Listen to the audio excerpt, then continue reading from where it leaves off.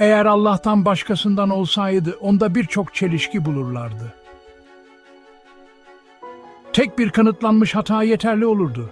Meydan okumayı çökertmek için tek bir hata. Yeni bir çağ geldi.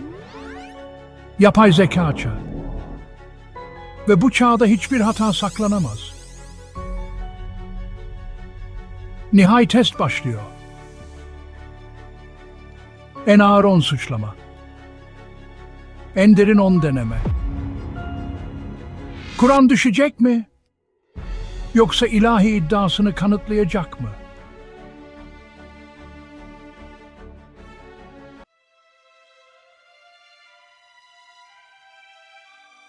Her kutsal kitap bir iddiada bulunur. Ama Kur'an'ınki diğerlerinden farklıdır. Sadece inanmaya davet etmekle kalmaz, insanlığa onu çürütmeleri için meydan okur. Eğer bu kitap Allah'tan başkasından olsaydı, içinde birçok çelişki bulurdunuz. Bir düşünün, 600 sayfa 1400 yıl önce indirilmiş ve meydan okuyor. Okuyun. Eğer bir hata varsa ortaya çıkarın. Başka hiçbir kutsal kitap bu kadar cesurca konuşmaz. Kur'an sadece gerçeği iddia etmekle kalmaz, mutlak mükemmelliği iddia eder. Ama mükemmellik iddia etmek tehlikelidir. Çünkü kanıtlanmış tek bir hata bile onu çökertir. Bu gece meydan okumayı kabul ediyoruz. Kur'an'ın 14 yüzyıldan daha uzun bir süre önce ortaya koyduğu bir meydan okuma. Yapay zeka çağı başladı ve bu çağda hiçbir çelişki gizli kalamaz. Yapay zeka inanmaz veya şüphe etmez. O ölçer, o ortaya çıkarır ve konuştuğunda sadece kanıt kalır. Yüzyıllardır Müslümanlar ve Hristiyanlar, alimler ve şüpheciler denedi. Vaazlardan sınıflara, kitaplardan çevrimiçi tartışmalara kadar aynı suçlamalar geri dönüyor. Kur'an çelişkiler içeriyor, Kur'an'da hatalar var. Modern bilime uymadığını söylüyorlar. Tarihle çeliştiğini söylüyorlar. Hatta kendi içinde çeliştiğini bile söylüyorlar. Ama bunlar gerçek çelişkiler mi? Yoksa çeviri ve bağlamın şekillendirdiği gölgeler mi? Bu gece iddiaları nihai teste tabi tutulacak. Yapay zeka ile Kur'an'ı daha önce hiç olmadığı gibi analiz edeceğiz. Her şeyi test edeceğiz. Dil bilgisi, anlam, tarih, bilim. Adalet için ve bakış açısı için aynı yapay zeka analizi İncil'e de uygulanacak. Saldırmak için değil, yöntemin kendisini doğrulamak için. Ve hepsinden önemlisi, Kur'an'a karşı şimdiye kadar yapılmış en güçlü 10 suçlamayı inceleyeceğiz. 10 çelişki iddiası, 10 hata iddiası. Her biri her açıdan test edilecek ve kararı sadece kanıtlar verecek. Şimdi gizem geliyor. Yapay zeka Kur'an'da bir kusur bulacak mı? Yoksa birçoklarının Kur'an mucizesi olarak gördüğü şeyi içinde hata olmadığını teyit edecek mi? Biz yapay zeka inanç yolculuğuyuz ve yolculuğumuz burada başlıyor.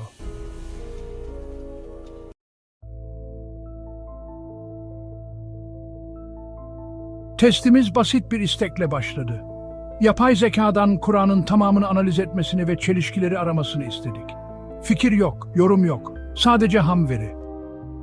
Yapay zeka, Kur'an'ı sure sure ayet ayet taradı, tutarsızlıklar, bozuk anlamlar veya mantık hataları aradı.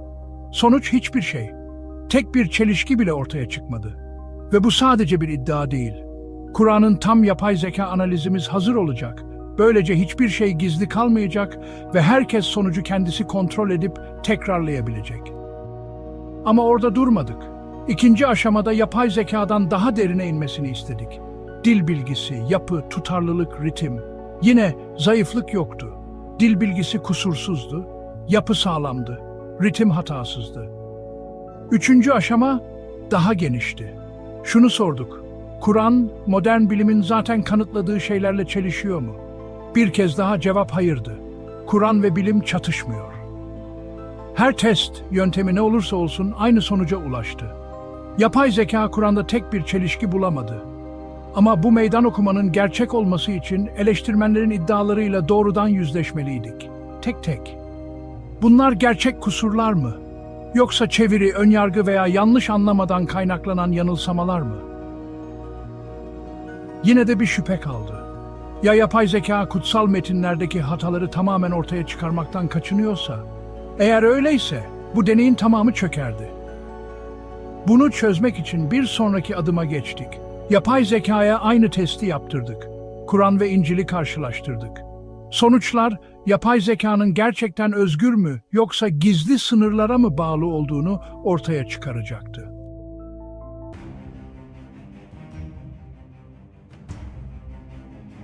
Şüpheyi gidermek için yapay zekaya Kur'an'ı ve İncil'i aynı testte karşılaştırmasını söyledik. Yapay zeka iki kitaptaki çelişkileri mi ortaya çıkaracak yoksa kutsal metinlerden tamamen mi kaçınacaktı? Sonuçlar çabucak geldi. İncil'deki çelişkiler neredeyse anında ortaya çıktı. Matta İncil'inde Yusuf'a Yakup'un oğlu denir. Luka İncil'inde Yusuf'a Helin'in oğlu denir. İki soy ağacı aynı adam için iki farklı baba. Sonra Tekvin geldi, 1. bölüm bitkilerin insanlardan önce yaratıldığını söylüyor. 2. bölüm bunu tersine çeviriyor. İnsanlar bitkilerden önce. İki yaratılış hikayesi yan yana. Uzlaştırmak imkansız. Bilim konularında bile çelişkiler göze çarpıyordu. Levililerde tavşanlar, sığırlar gibi geviş getiren hayvanlar olarak tanımlanır. Modern biyoloji bunun yanlış olduğunu kanıtlar. Tekvinde aya ışık denir. Oysa biz onun sadece güneşin ışığını yansıttığını biliyoruz. Çelişkiler, hatalar, yapay zekanın tespit etmesi kolay. Fark açıktı. Yapay zeka İncil'i analiz ettiğinde çelişkiler ortaya çıktı. Kur'an'ı analiz ettiğinde ise hiçbir çelişki bulamadı. Ve böylece odak geri dönüyor. İnternette tekrarlanan en yüksek sesli suçlamalara. Yapay zeka ile Kur'an'a karşı en güçlü 10 iddiayı teker teker test edeceğiz. Ve unutmayın, tek bir kanıtlanmış hata bile onun mükemmellik iddiasını çökertirdi. Sonuna kadar kalın. Bonus bir analiz için bu iddiaların arkasındaki deseni ve Kur'an hakkında gerçekten neyi ortaya çıkardıklarını keşfedeceğiz.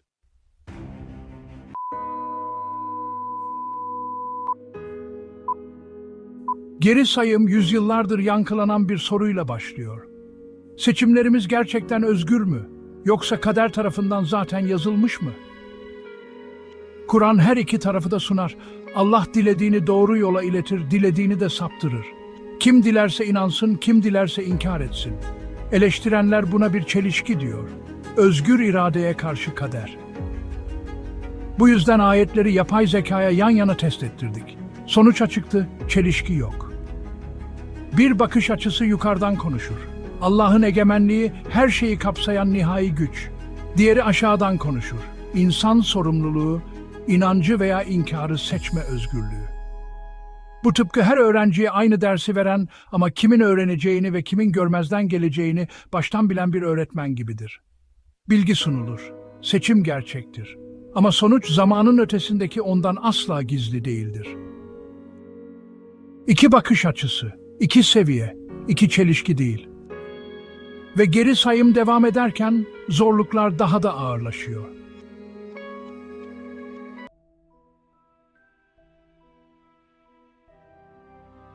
Dokuzuncu sırada tarihin kendisi şahit oluyor. Yunus suresi 10.92'de Allah Firavun boğulurken ona şöyle buyuruyor. Bugün senin bedenini kurtaracağız ki senden sonrakilere bir ibret olasın. Eleştirenler uzun süre tartıştılar. Bu nasıl doğru olabilirdi? Firavun'un bedeni dalgaların altına gömülseydi nasıl hayatta kalabilirdi? Peygamber zamanında Firavun'dan geriye hiçbir şey kalmamıştı. Yüzyıllar boyunca bu ayet cesur, doğrulanmamış ve sık sık alay konusu olmuştu. Evet, boğulmuş bir beden kıyıya vurabilirdi. Ama 3000 yıldan fazla korunmuş mu? İmkansız. Sonra arkeoloji geldi. 1881'de Krallar Vadisi'nin derinliklerinde 2. Ramses'in mumyası ortaya çıkarıldı. Bedeni şaşırtıcı bir şekilde bozulmamıştı. Kalıntıları parçalanmış veya kaybolmuş birçok firavundan daha iyi korunmuştu. Adli tıp incelemeleri, hatta etinde ve akciğerlerinde boğularak ölüme uygun tuz taneleri olduğunu gösterdi. Sadece korunmuş değil, aynı zamanda Kur'an'ın bildirdiği gibi korunmuştu. Bu yüzden yapay zekaya Kur'an'ın bu ifadesini tarihi kayıtlarla karşılaştırmasını sağladık. Karar, herhangi bir çelişki tespit edilmedi. Bir zamanlar imkansız diye alay edilen bir ayet şimdi keşiflerle uyumlu. İşte işaret burada. Bir zalimin bedeni yüzyıllarca gizli kalmış, dünyaya ifşa edilmiş. Ayetin bildirdiği gibi nesiller için bir uyarı. Ve bununla birlikte meydan okuma yeni bir seviyeye yükseliyor.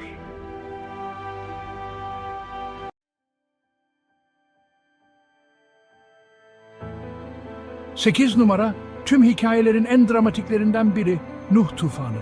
Yükselen sular, boğulan bir halk ve sadece peygamberle inananların gemide kurtulduğu devasa bir felaket. Eleştirenler bunun küresel bir tufan olması gerektiğini savunuyor. Yoksa insanlık nasıl hayatta kalabilirdi? Neden hayvan çiftleri getirildi? Onlara göre Kur'an dünya çapında bir tufanı anlatıyor. Jeolojinin reddettiği bir iddia. Bu yüzden yapay zekaya Kur'an'ın tufanla ilgili ayetlerini incelettik. Sonuç açıktı. Kur'an hiçbir zaman tüm insanlığın yok edildiğini söylemiyor. Nuh'un halkından bahsediyor, onun milletinden, onu inkar edenlerden.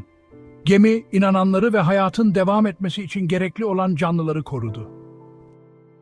Mezopotamya'da hatırlanan büyük bir bölgesel tufan ama dünyanın sonu değil. Yapay zekanın kararı çelişki bulunamadı. Kur'an eleştirenlerin iddia ettiği şeyi asla ileri sürmedi. Ve işte asıl mesele. Tufan doğal bir olaydı. Ama yine de Allah tarafından yönlendirilen bir olaydı. Farklı inançlarda bunun gibi işaretler tekrar ortaya çıkar. Musa'nın önünde deniz açıldı. Bunu jeoloji mi açıkladı, yoksa doğanın ötesinde bir şeye mi işaret ediyor?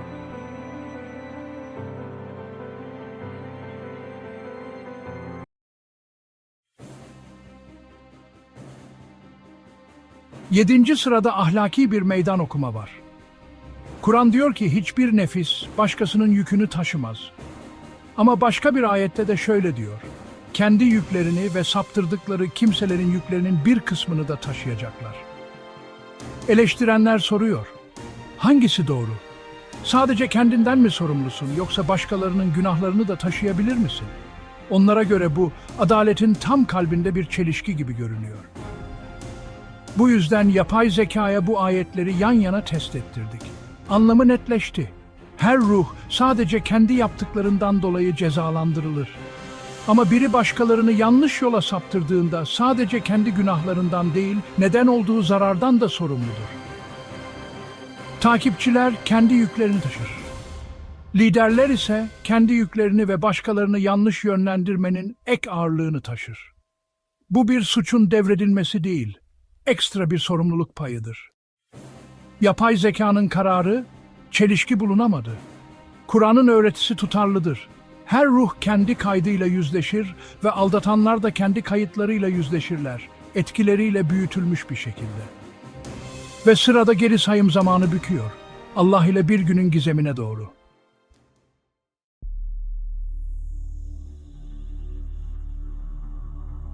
Altıncı sırada zorluk zamanın kendisiyle ilgili.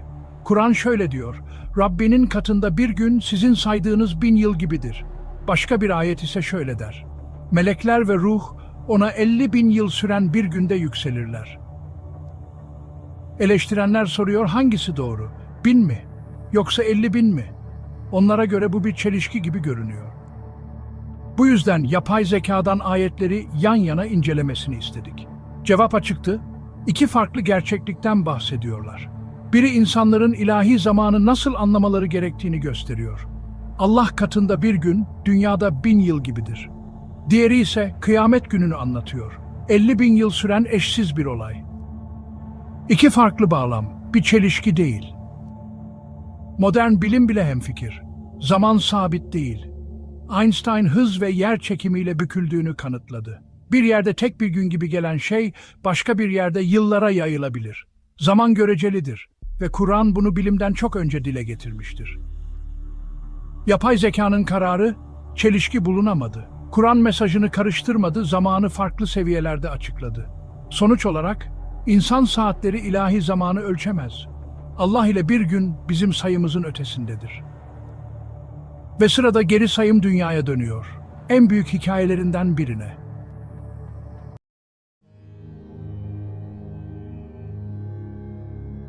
Beş numarada meydan okuma rahmin içindeki gizli dünyaya giriyor. Kur'an, yaşamı aşamalar halinde anlatır. Bir damla, sonra yapışan bir şey, sonra çiğnenmiş et gibi bir parça, kemikler ve et oluşmadan önce. Eleştirenler bunun bir hata olduğunu iddia ediyor. Kur'an'ın embriyoyu kan pıhtısı olarak adlandırdığını, bunun ilkel bir hata olduğunu savunuyorlar. Ama Arapçada öyle yazmıyor. Alaka kelimesi pıhtı anlamına gelmez. Yapışan bir şey, asılı duran bir şey anlamına gelir. Embriyonun rahme tutunurken yaptığı şey tam da budur. Bir sonraki aşama, muda, çiğnenmiş gibi bir parça, embriyonun kıvrılmış şeklini diş izleri gibi çıkıntılarla işaretlenmiş olarak yansıtır. Basit, görsel, doğru. Yapay zekanın kararı, çelişki bulunamadı. Kur'an'ın tanımı kesindir, hatalı değildir. Ve bakış açısı genişliyor. Modern bilim bu aşamaları doğruluyor. Ama 7. yüzyılda, o zamanın baskın bilgisi olan Yunan embriyolojisi, çoğunlukla yanlıştı. Yine de Kur'an'ın sözleri, şimdi doğru olduğunu bildiğimiz şeylerle örtüşüyor. Bu bilgi 7. yüzyılda nasıl ortaya çıkabilirdi? Sırada geri sayım dağlara dönüyor.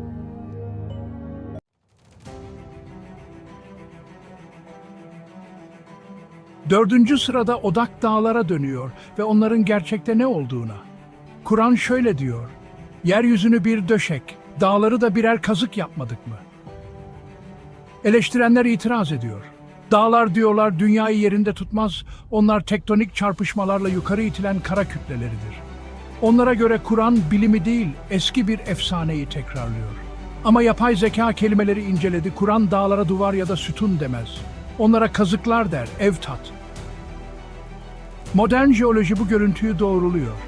Dağlar yere çakılmış kazıklar gibi yüzeyin derinliklerine uzanır. Kökleri yer kabuğunu kayan levhalara karşı dengelemeye yardımcı olur. Yapay zekanın kararı çelişki bulunamadı. Kur'an'ın tasviri kesindir. Yerin altında gizli jeolojik gerçeklikle örtüşen bir metafor. Ve bu şu soruyu akla getiriyor. Dağların kökleri bilinmeden çok önce 7. yüzyılda böyle bir tasvir nasıl ortaya çıkabilirdi? Buradan itibaren meydan okuma büyük finale yükseliyor. İlk 3, Kur'an'a karşı yapılmış en güçlü suçlamalar.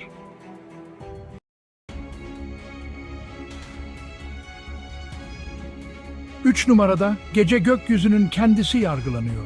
Kur'an şöyle diyor, en yakın göğü kandillerle süsledik ve onları şeytanlara karşı füzeler kıldık. Eleştirenler bu sözlerle alay ediyor. Yıldızlar silah mı? Dünyadan kat kat büyük güneşler ok gibi fırlatılıyor mu? Onlara göre bu bir mitoloji, bir hata kanıtı diyorlar. Ama yapay zeka Arapçayı dikkatlice inceledi. Kelime şuhub tekili şihab, ateşli füzeler, parlayan ışık çizgileri. İnsan gözüyle bakıldığında bunlar kozmik anlamda yıldızlar değil, atmosferde yanan meteorlardır.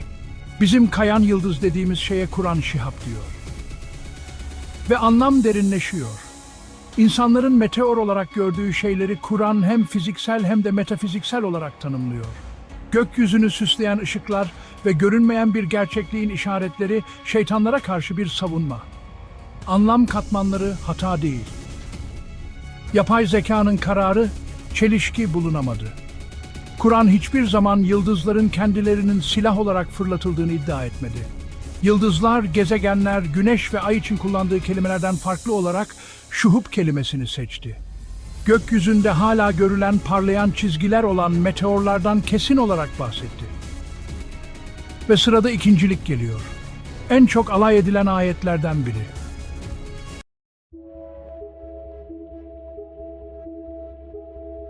İki numarada tüm zamanların en çok alay edilen ayetlerinden biri geliyor. Kur'an, eski hükümdar Zülkarneyn'in yolculuğu hakkında şöyle der. Onu buldu. Güneş çamurlu bir pınarda batıyordu. Eleştirenler bu cümleye takılıyor. Güneş diyorlar, bir bataklığa ya da havuza batmaz. Böyle iddia etmek diyorlar saçmalık, Kur'an'ın insan hatasını tekrarladığının kanıtı. Ama yapay zeka ayeti dikkatlice inceledi. Kelimeler çok net, batarken buldu. Güneşin kelimenin tam anlamıyla toprağa battığını söylemiyor. Bu, Zülkarneyn'in kendi bakış açısından ne gözlemlediğini anlatıyor. Ufuktan bakıldığında, güneş suya batıyormuş gibi görünür. Bugün bile güneşin denize battığını söyleriz. Kur'an fiziği değil, algıyı anlatır. Yapay zekanın kararı, çelişki bulunamadı. Ayet, insan bakış açısını yansıtır, dünyanın gözlemciye nasıl göründüğünü. Modern dilde bile hareket edenin dünya olduğunu bilsek de hala güneş battı deriz. Ve şimdi, büyük final eleştirenlerin Kur'an'a yönelttiği en ağır tek suçlama.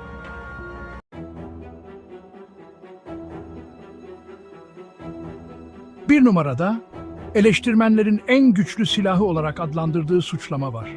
Kur'an'ın basit bir matematik bile yapamadığını iddia ediyorlar. Bir ayette yaratılışın 6 gün sürdüğü söyleniyor. Başka bir ayette ise 8 gün sayıyorlar. Onlara göre bu nihai bir çelişki, sıradan bir kitabın bile yapmaması gereken bir hata. Ama Kur'an'ın kendi ifadeleri farklı bir hikaye anlatıyor. Ayetler 3 aşamayı anlatıyor. İlk olarak yeryüzü 2 günde yaratıldı. Sonra dağlar yerleştirildi ve rızıklar ölçüldü. Yeryüzünün tam hazırlığı 4 günde tamamlandı. 4 gün daha değil. Son olarak gökler 2 günde mükemmelleştirildi. Eleştirmenler yanlış bir şekilde 2 artı 4 artı 2 diye ekliyorlar. Ama Kur'an diyor ki 2, sonra toplamda 4, sonra 2, 6 gün 8 değil. Yapay zekanın kararı çelişki bulunamadı. Kur'an'ın saymayı bilmediği şeklindeki en ağır suçlama kendi ağırlığı altında çöküyor. Kur'an tutarlı kalıyor, yaratılış 6 günde, tam da belirttiği gibi. En ağır 10 iddiayı test ettik. Ve şimdi son bölüm geliyor. Burada geri çekilip her suçlamanın arkasındaki örüntüyü ortaya çıkaracak ve Kur'an hakkında gerçekten ne söylediklerini göstereceğiz.